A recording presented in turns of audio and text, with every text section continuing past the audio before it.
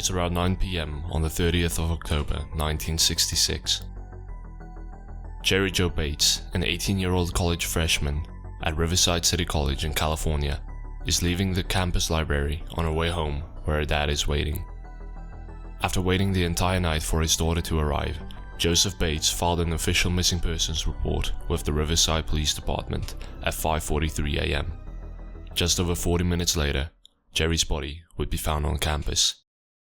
She had been stabbed and slashed to death.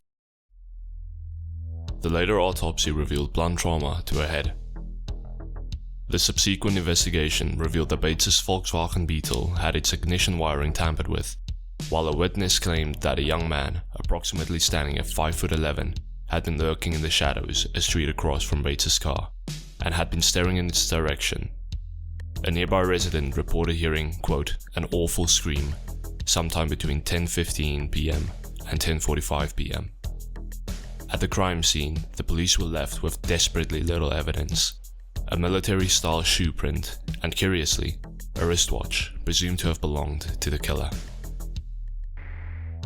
Almost exactly a month after the murder, Riverside Police Department and Riverside Press Enterprise received identical letters titled The Confession. In the letter, the author detailed the events of Bates's murder, calling it a game. The police could identify the type of typewriter that was most likely used for the letter, and there was a notable misspelling of victim, but other than that, the letter contained very little that would aid in the investigation. In December 1966, under one of the desktops in the campus library, a janitor discovered a poem titled Sick of Living, Unwilling to Die. Whether the killer penned this poem is uncertain. Then, exactly 6 months after Bates's murder, the police, Press Enterprise, and Joseph Bates all received similar letters. Bates had to die. There will be more. The letters were signed off with a symbol resembling a Z and carried 2 4-cent stamps, which was more postage than required. Whether these letters were penned by the same hand that wrote the confession letter and the desktop poem was a matter of debate, but that was accepted to be the case. However, in April 2016, Riverside Police received another letter. The author admitted to writing the Bates had to die letters as a quote, sick joke while he was a quote, troubled teen. The author denied being Bates's killer and was officially ruled out as a suspect shortly after. It is presumed that the confession letter is authentic and from the killer, while the authenticity of the poem remains debated. The case remains open and unsolved. Half a decade later, Bates's murder would again resurface with ties to one of the most notorious serial killers in American history.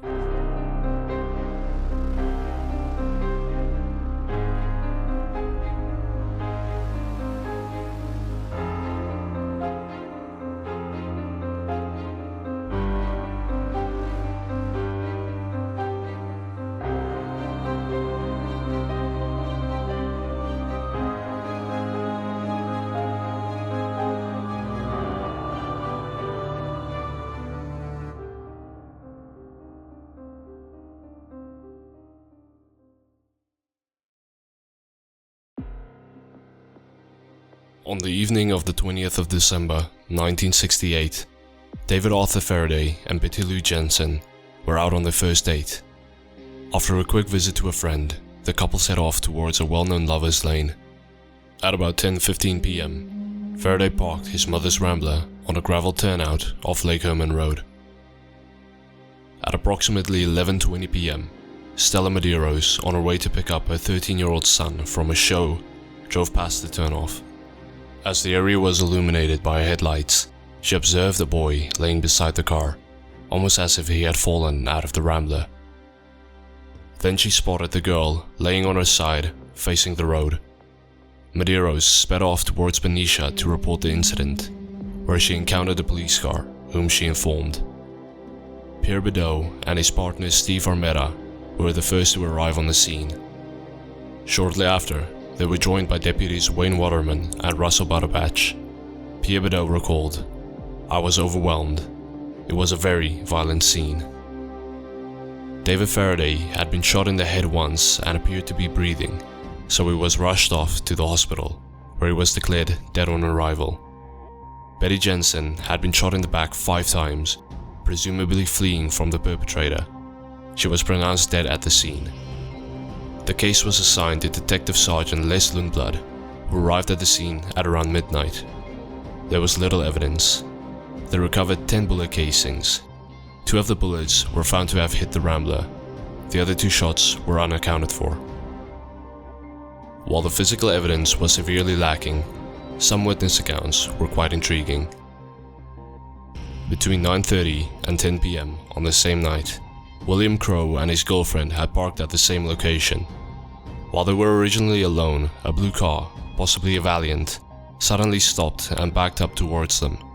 Sensing danger, Crowe pulled out of the turnoff and headed towards Benicia, with the unknown car seemingly in pursuit. When Crowe turned off towards Benicia, the unknown car went straight on. According to the report, the vehicle contained 2 white males. Crowe would later contradict this, clarifying, "I could not see the passenger seat, but the driver was a man with short hair and glasses. I did not see his specific facial features." He also clarified, "I never told the sheriff who interviewed me that the car I encountered was a Valiant. In the years that have passed, I've described the car as a 4-door, light-colored Chevy." This is significant if we take Bingo Wesh's account into consideration. Wesher was checking on his sheep east of the pumping station at approximately 10 p.m.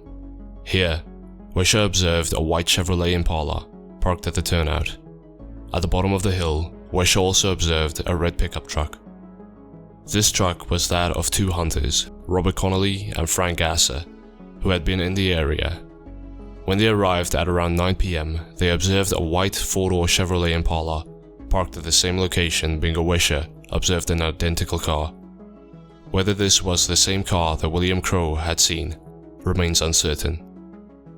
When the hunters drove past the turnout between 11 p.m. and 11:15 p.m., they observed the lone Rambler belonging to Faraday. The 2 hunters were also spotted by Peggy and Homer Yore. At approximately 11 p.m., the 2 were checking on a construction site when Mr. Yore worked.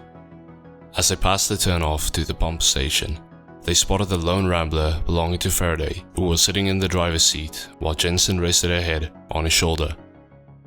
The Yores drove to the bottom of the hill, where they turned into Marshall Ranch to turn back to Benicia. Here, the Yores spotted the 2 hunters beside their pickup truck. When they returned to the turnout, they again observed the lone Rambler facing to the east, standing to the left of the gate. At approximately 11:20 p.m., James Owen passed the turnout and recalled seeing the Rambler driven by Faraday with another vehicle parked around 3 to 10 feet to its right. He could unfortunately not describe the unknown vehicle.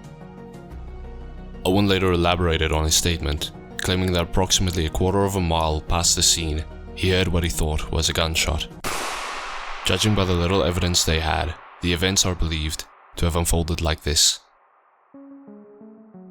At around 11:15 to 11:20 p.m., it is believed that the killer parked next to the victims before approaching them with a .22 caliber handgun. The couple was ordered to exit the car through the passenger side door. Jensen exited the car first, with Faraday following.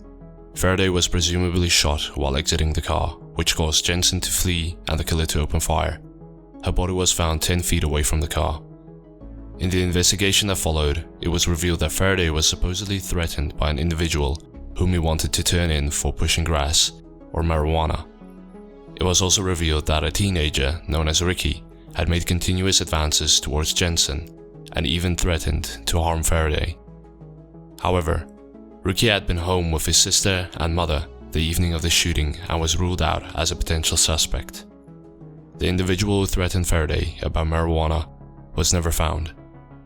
Other interviews notwithstanding, Detective Lundblad and his team were left puzzled. They had a frustrating lack of evidence. While the white Chevrolet Impala was a solid lead, neither the vehicle nor the driver thereof ever came forward. The killer had disappeared into the darkness of the night, down Lake Herman Road.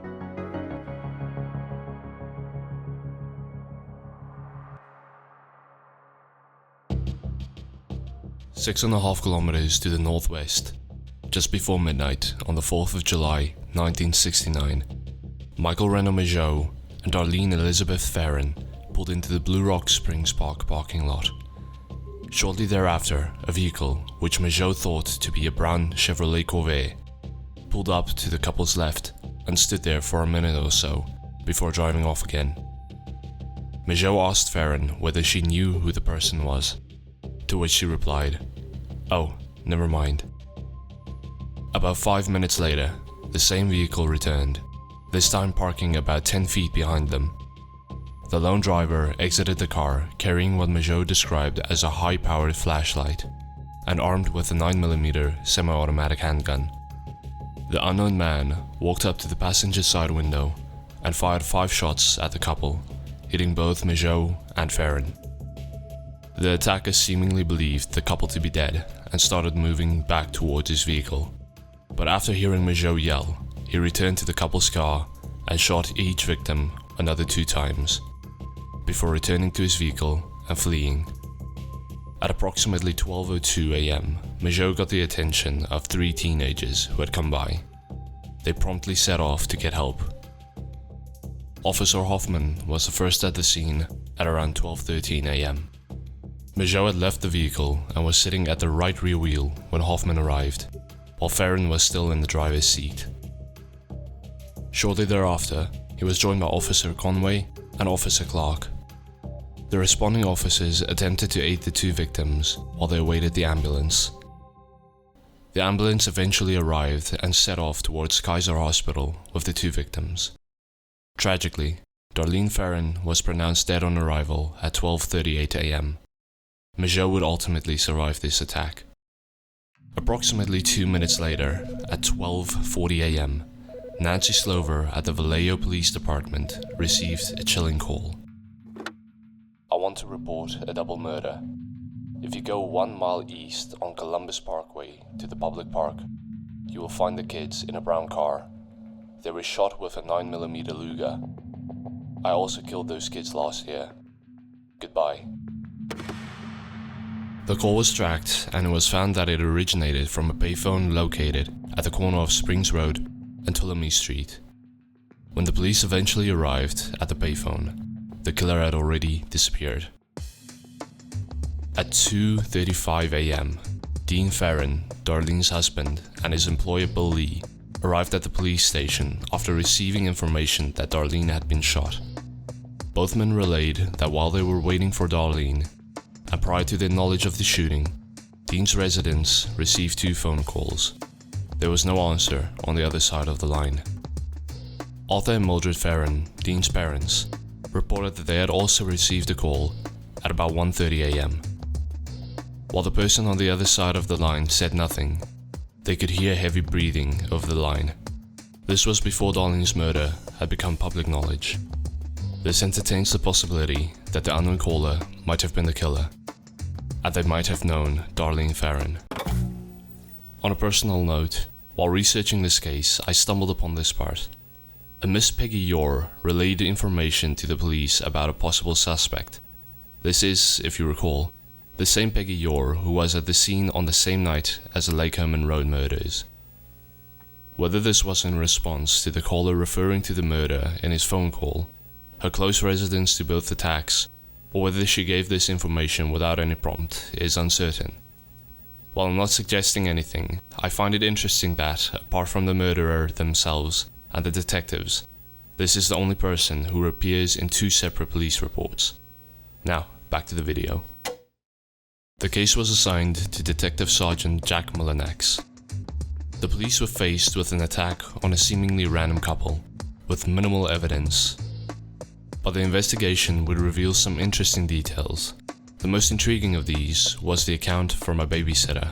She recalls that one night in February or March of that year, while she was babysitting for Darlene Farron and her husband Dean, she observed a middle-aged man sitting in a white American-made sedan, watching the apartment. The unidentified man watched for several hours before driving off. When she mentioned this to Darlene, she said something to the effect, "I guess he's checking up on me again. I heard he was back from out of state. He doesn't want anyone to know what I saw him do. I saw him murder someone." The babysitter could not recall the name Darlene gave, but she did recall that it was short and somewhat common. Whether this was the same white sedan that was seen during the Lake Herman Road murders remains unclear. Michael Majot was later interviewed in hospital, describing the man as standing at around 5'8" with a beefy build, around 195 to 200 pounds. He had short, curly hair, which was light brown, bordering on blonde. He was certain the attacker did not wear glasses. Despite this description, the police were no closer to finding the attacker. The investigation, however, did uncover information regarding a man known as George. His last name is removed from the report. According to one, Darlene was scared to death of the man, but remained friendly towards him in an attempt to keep him at a distance. This man apparently had also once threatened to rape Darlene. Police were able to track the man down, who downplayed the allegations. He had not seen Darlene for about 1.5 months. On the night of the murder, he had been at a fireworks display with his wife, before returning home, where he remained for the duration of the night. During interviews with people known to the victims, they were led to a man who went by the name Leigh, who was associated with Darlene. But this, like their other lines of inquiry, ultimately came to nothing. The police were at a dead end. Every lead led nowhere. Every suspect had an alibi. They were no closer to finding the killer. However, nearly a month later, the killer would find them. On the 31st of July, 1969, a letter would be received by the Vallejo Times-Herald, the San Francisco Chronicle, and the San Francisco Examiner. Dear Editor, this is the murderer of the 2 teenagers last Christmas at Lake Herman, plus the girl on the 4th of July. To prove that he was responsible, the letter also contained details pertaining to the attacks, which he claimed only he and the police knew. This included the position of the bodies, the ammunition type and brand name, and what the victims were wearing. Also contained with the letter was 1/3 of a cipher. He claimed that solving the cipher would reveal his identity. The author of the letter demanded that the ciphers be printed on the front page of each publication and threatened to go on a kill rampage if the publications did not comply. The letters were signed by a circle with a cross through it, resembling a crosshair. Despite the details contained within the letters, Police Chief Jack E. Stiltz said to the Chronicle, "We're not satisfied that the letter was written by the murderer," and he challenged the author to send more letters containing more details. In response to Stiltz, on the 4th of August, 1969, the San Francisco Examiner received another letter reading, "In answer to your asking for more details, I shall be very happy to supply even more material," which he did. However, by far the most memorable element of this letter was the opening 2 lines. "Dear Editor, this is the Zodiac speaking." The killer had given himself a pseudonym. It was suspected then, as it is now, that the killer had taken his name and crosshair symbol from the Swiss watch brand Zodiac, whose logo also featured the crosshair symbol. The cipher was solved by the 8th of August. It was something akin to a manifesto, where the author expressed his joy in killing. He believed that all the people he had killed would, quote, "become my slaves" in the afterlife. The cipher, however, did not contain the identity of the killer, as he claimed that, quote, "He will try to slow down or stop my collecting of slaves for my afterlife." The cipher ended with 18 seemingly random letters. Whether they have any significance at all is uncertain. Some have entertained the possibility that it is an anagram, but this remains merely a theory. Also worth noting is the phrase, "Man is the most dangerous animal of all." This may be in reference to the short story, The Most Dangerous Game by Richard Connell, published on the 19th of January, 1924. The short story was adapted to film in 1932 under the same name. There is, however, the possibility that the killer came to this phrase independently.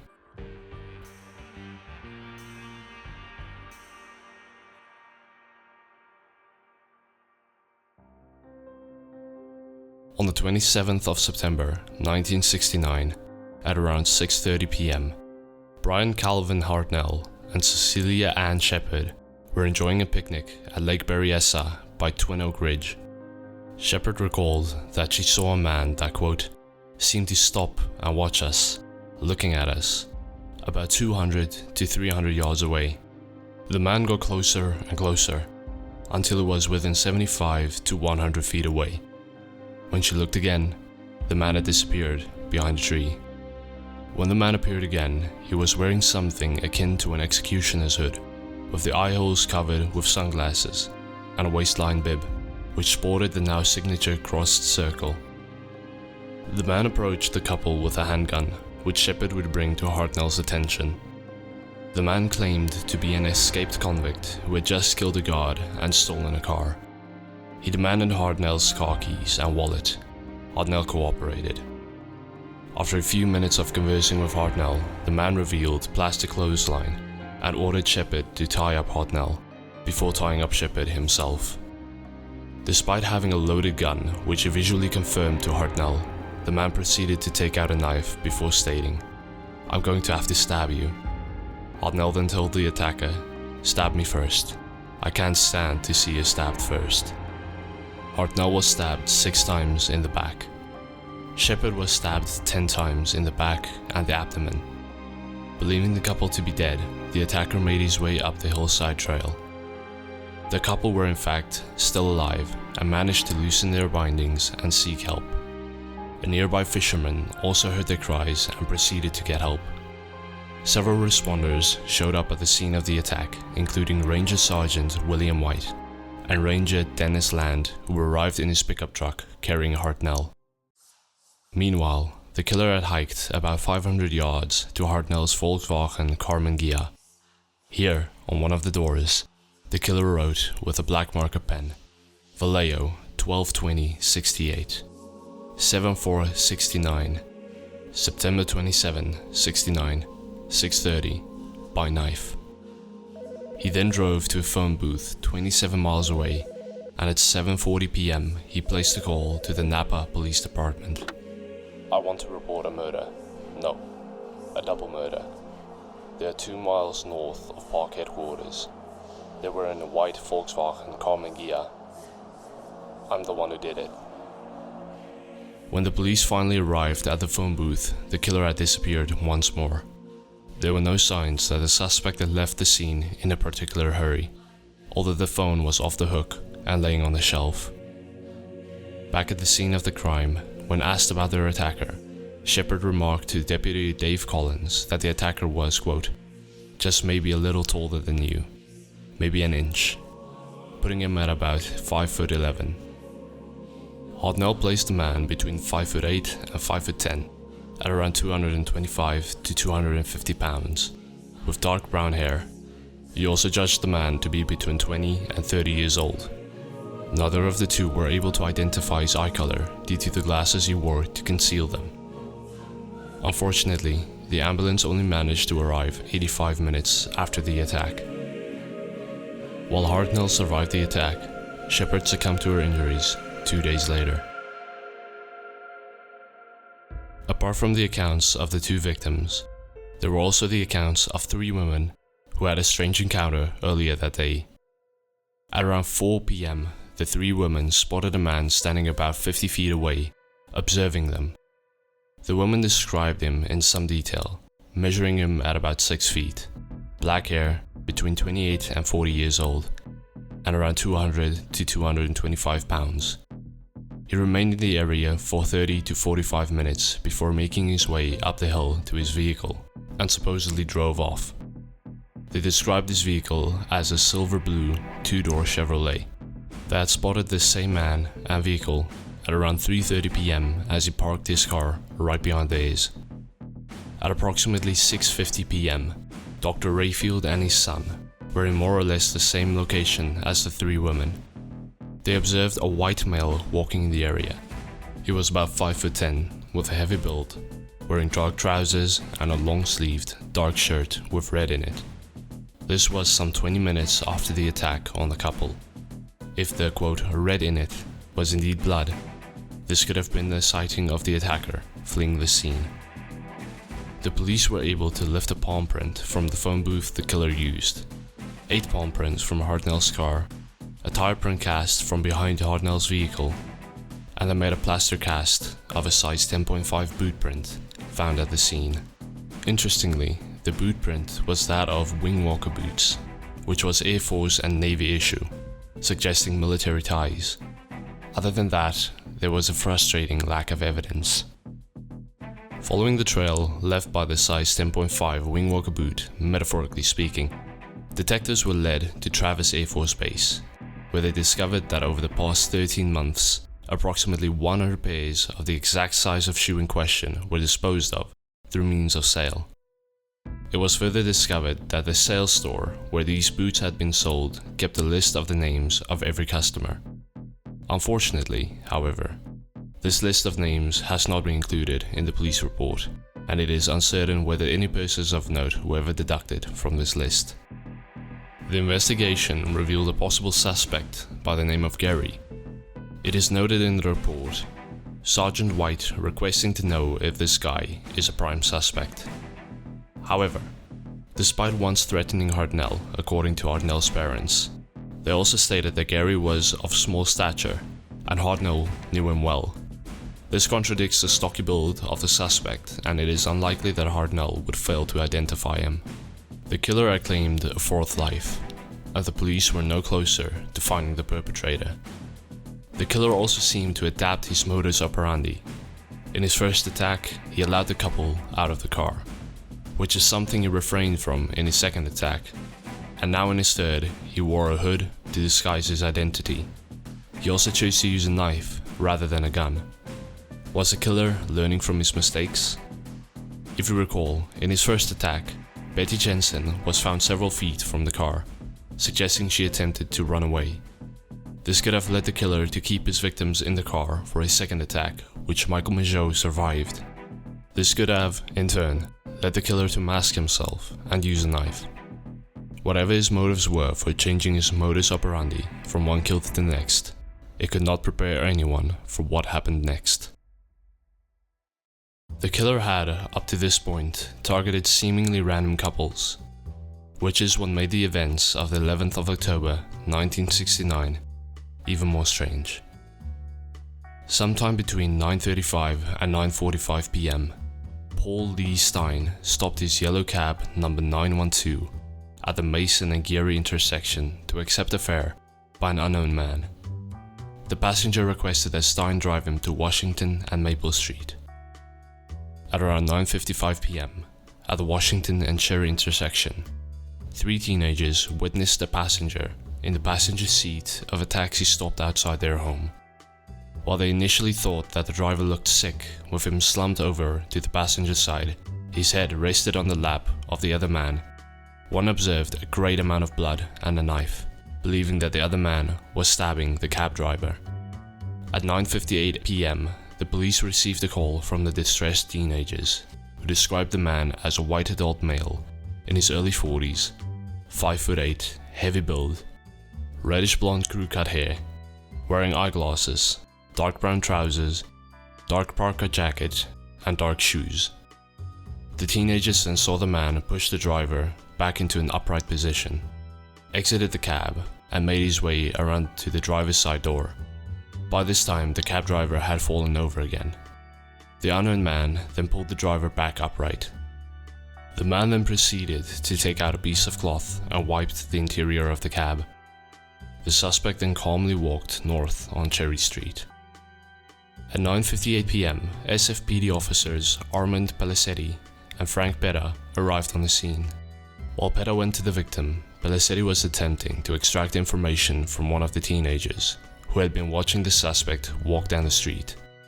The teenager attempted to tell Pellicetti that the killer was still in eyesight, but when he finally understood what the teenager was attempting to say, the killer had disappeared.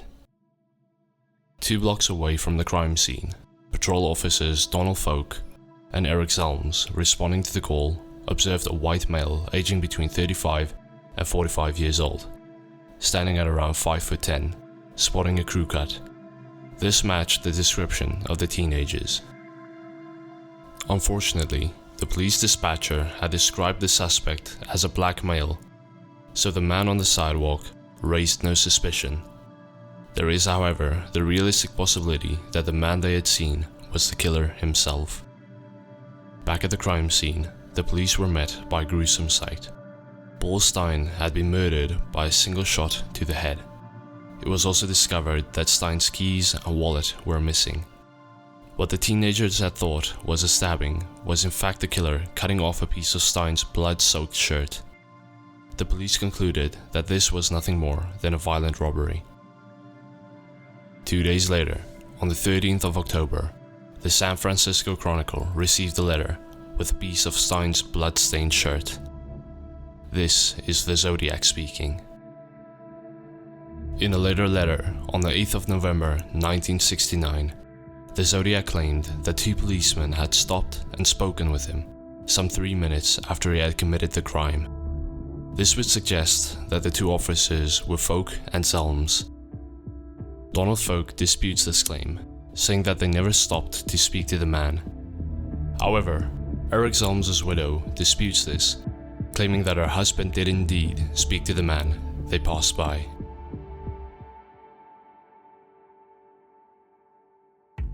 On the 22nd of March 1970, at around 11:15 p.m., Kathleen Johns and her 10-month-old daughter were driving when they observed a light-colored vehicle following her and flashing its lights. When she stopped, a white male, dark hair, around 30 years old, 5'9", and around 160 pounds, approached her. The man said to Johns that her left rear wheel was wobbling. He offered to tighten the wheel nuts. After allegedly doing so, the man got into his car and drove away from the scene. John started pulling away when the left rear wheel completely came off. When she inspected, she noticed that the wheel was held to the car by a single wheel nut. Shortly after this, John spotted the unknown man return. He offered to take her and her daughter to the nearest service station. Johns accepted his help. The man passed several service stations and drove around for about an hour to an hour and a half. When asked if he really intended to help her, the man simply evaded the question. He never made any threat toward her. Sensing danger, Johns waited for the man to stop before she jumped from the vehicle with the daughter and retreated into the nearby field. The man closed the door she had escaped from and merely drove off. At the police station, John spotted a poster of Paul Stine's killer, the Zodiac, and identified him as the man who had abducted her. That's the man. Johns' car was later found near Bird Road and Highway 132, completely burnt. On the 24th of July, a letter was received. This is the Zodiac speaking. I'm rather unhappy that you people will not wear some nice Zodiac buttons, so I now have a little list, starting with the woman and her baby that I gave a rather interesting ride for a couple of hours one evening a few months back, that ended in me burning her car where I found them. Despite Johns' identification of the man as the man depicted on the poster, and the Zodiac claiming responsibility, it is debated whether this was the work of the Zodiac. In 1970, San Francisco Chronicle reporter Paul Avery received an anonymous tip that either linked or helped him link the murder of Cherry Jo Bates in 1966 to the Zodiac. Avery was convinced that the 1966 murder was the work of the Zodiac and wrote an article expressing this belief. It was shortly thereafter that a letter, sent to the Chronicle but addressed to Avery directly, was received. Peekaboo, you are doomed. From your secret pal. I feel it in my bones. You ache to know my name, and so I'll clue you in. But then, why spoil the game? Happy Halloween. The letter was signed off with the signature Zodiac symbol. It is highly likely that this card was authentic. This was the first time that the Zodiac had ever singled someone out. Avery was given a gun permit, and reporters began wearing buttons that read, I am not Paul Avery. Then, on the 13th of March 1971, the LA Times received the letter. This is the Zodiac speaking. I do have to give them credit for stumbling across my Riverside Activity. The Zodiac had not only acknowledged Avery shortly after he made the claim, but here he confirmed the theory. However, interestingly, the Zodiac refused to credit Avery, instead crediting the police. However, in spite of the link provided by Avery and the Zodiac himself claiming responsibility for the murder, this is a highly debated topic, with some unconvinced that this was indeed the work of the Zodiac, rather favoring the theory that he was claiming responsibility for a murder he did not commit. Despite this, a special report containing all Zodiac cases included the murder of Cherry Jo Bates. The Zodiac also seemingly took responsibility for the disappearance of Donna Ann Lass in a letter on the 22nd of March 1971, and many more. In a letter on the 29th of January 1974, the Zodiac claimed to have 37 victims, and in a letter on the 6th of May 1986, he claimed to have over 100. However, it is somewhat accepted that Paul Stine was the Zodiac's final victim. The Zodiac Killer continued to send letters to various outlets, although the authenticity of these letters is heavily debated. A unique element to the Zodiac Killer, in contrast to that of other serial killers, is that there were many sightings and descriptions of the killer, some by his victims. Unfortunately, despite describing the same person, accounts vary somewhat. His height was placed anywhere between 5'8" and 6 foot. He is presumed to have brown hair or dark brown hair, with a beefy build, around 200 to 250 pounds. Some witnesses claimed that he wore glasses, while others claimed that he did not. Other than this unquestionable profile, the police had several descriptions of vehicles that may or may not have been that of the killer. You may recall that William Crowe was chased by a four-door, light-colored Chevy near the site of the Lake Herman Road murders. Furthermore, there are the accounts of the three girls at Lake Benicia who saw a suspicious man drive off in a silver-blue two-door Chevrolet, and then the account of the babysitter who saw a white car watching the home of Darlene Ferrin. If we accept that there was room for error regarding whether it was a four- or two-door car, it is completely plausible that these accounts are of the same car. Then there is the account of Michael Mageau. He claimed that his attacker drove a brown Chevrolet Corvette or Ford Mustang. Evidence-wise, the police had even less. That left in a palm print from the phone booth the killer had used after the Lake Benicia attack, as well as a military boot print from the crime scene.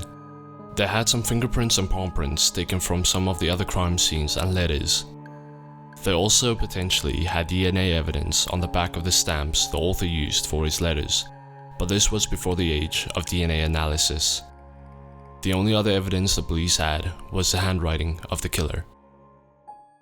Quite evidently, the police were up against unfavorable odds. Even with the descriptions of the killer, finding one man between millions living in San Francisco would not be easy. Over the years, the San Francisco Police Department investigated around 2,500 suspects, but ultimately came to nothing. Even in the public, people were identifying their own suspects. Lawrence Kane first became a suspect in the Zodiac case when Kathleen Johns picked him out of a photo lineup as a man who abducted her. She had previously also identified her abductor as the man depicted on the sketch of Paul Stine's killer. The Zodiac Killer also claimed responsibility for her abduction, tying it all together. Kane was at the utmost age of the suspected range of the killer, around 45 in 1969, and his handwriting resembled that of the author of the Zodiac letters. According to his sister, Kane had been trailing Darlene Ferrin the night of her murder. Furthermore, Kane supposedly traded in his vehicle 5 days after the Blue Rock Springs attack. At the time of Stine's murder, Kane lived less than a quarter of a mile away from the point where Stine picked up his killer. At the time of Donna Lass's disappearance, Kane was employed at the same hotel as Donna Lass, and they supposedly worked in close proximity to each other. The Zodiac Killer would seemingly claim responsibility for her disappearance. Unfortunately, these are all circumstantial, and no solid case could be built against Kane. Jack Terrence became a late suspect in 2007 when his stepson, Dennis Kaufman, put forward that he believed his stepfather to be the Zodiac Killer. As evidence, Kaufman presented a bloody knife and rolls of film containing disturbing images, and a black hood that was hidden in an amplifier. These supposedly belonged to his stepfather. Furthermore, he provided handwriting samples that he believed resembled that of the Zodiac. These were later examined by a forensic document examiner, Nanette Bartow, who believed the handwriting to be a match, although this has come into question. Other than that, Terrence was 41 at the time of the murders, and he was in service with the Navy and the Air Force, tying him in with the boot print found at the Benicia crime scene.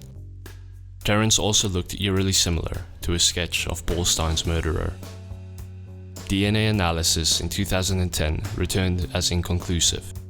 Terrence could not be ruled out as a suspect, nor could he be confirmed to be the killer. While these men caught the attention of the public over the years, police did not entertain these suspects too much. Until this day, only one suspect has ever been officially named, and while circumstantial, the evidence against him makes for quite an interesting case. Arthur Lee Allen became a suspect after his friend Don Cheney alerted the police to several discussions in which Allen showed shocking similarities to the Zodiac Killer. He had supposedly told Cheney that he would like to kill couples randomly. He would taunt the police in letters detailing his crimes. He would use makeup to hide his identity. He would attach a flashlight to his gun to hunt at night. He would sign his letters with the symbol on his Zodiac watch and would go by the pseudonym of Zodiac. Allen did indeed own a Zodiac watch. His brother claimed that he had received the watch in 1967, while Allen claimed that he had not received it until 1969. Furthermore, Allen was allegedly in Riverside at the time of Bates's murder. He was also absent from work on the 1st of November 1966, 2 days after the murder. He also owned the same typewriter presumed to have typed the confession letter received a month after Bates's murder.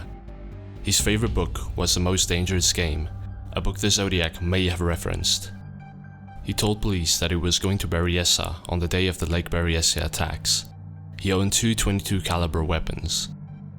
His sister-in-law claimed that he preferred using the word trigger mech instead of trigger mechanism, and he spelled Christmas with 2 S's, both idiosyncrasies present in the Zodiac letters.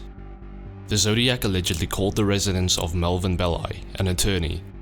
In this call, he claimed that he had to kill because it was his birthday. This was around, but before Christmas, although the exact date was uncertain. Allen's birthday was the 18th of December. He apparently claimed to a nemesis of his that he was the Zodiac Killer, and that he would, quote, kill a cabbie to prove it. Allen owned a white-blue 1957 Ford sedan in 1971. Allen was also allowed to use his friend's brown Corvette, which matches up with the car used in the Blue Rock Springs attack. Allen was also 36 at the time of the murders and served in the Navy. Police documents also indicated that Allen was 6 foot, placing him in the possible range of the killer. Allen was apparently fond of a waitress at the International House of Pancakes, the same place Darlene Ferrin worked. In the case of Darlene Ferrin, it was discovered that she was associated with a man going by the name Leigh.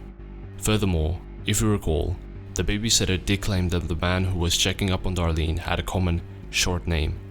Allen often went by his middle name, and Leigh was a somewhat common name.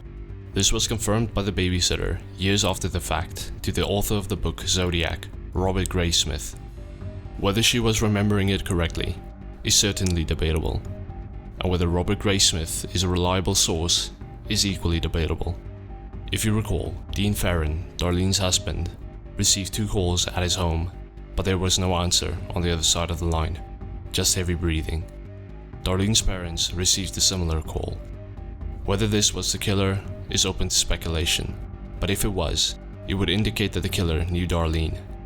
Allen was also living near the IHOP where Darlene was employed. The most damning of the evidence against him, and the only 2 pieces of direct evidence against him, is that Majot would identify Allen as the man who shot him, and Hartnell claimed that his appearance and voice was similar to that of the man who attacked him.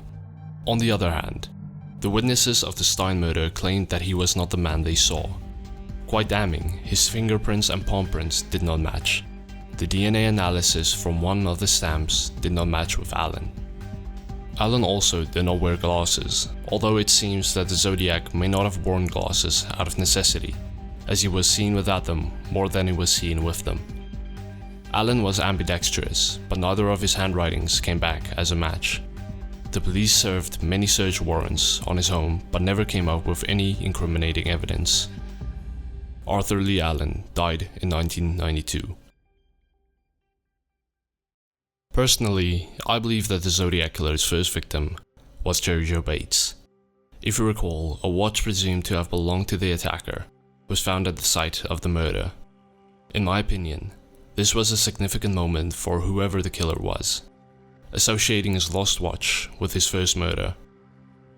It's accepted that the killer used the Zodiac watch brand as his logo and pseudonym, and I suspect this is due to his watch being lost at his first murder. These are merely my thoughts and are in no way substantiated by any reports or research, at least none that I could find. Arthur Lee Allen is a convincing suspect, but it's hard to ignore the evidence clearing him. Personally, I'm unconvinced of his innocence. While his handwriting failed to match that of the Zodiac, it is implied that Zodiac himself was inconsistent in how he penned his letters. I don't find it too difficult to believe that the samples of Allen's handwriting could have been manipulated, in one way or another. Whether anyone will ever be concretely identified as the Zodiac Killer remains to be seen, but until then, the Zodiac will remain a man with a target on his chest.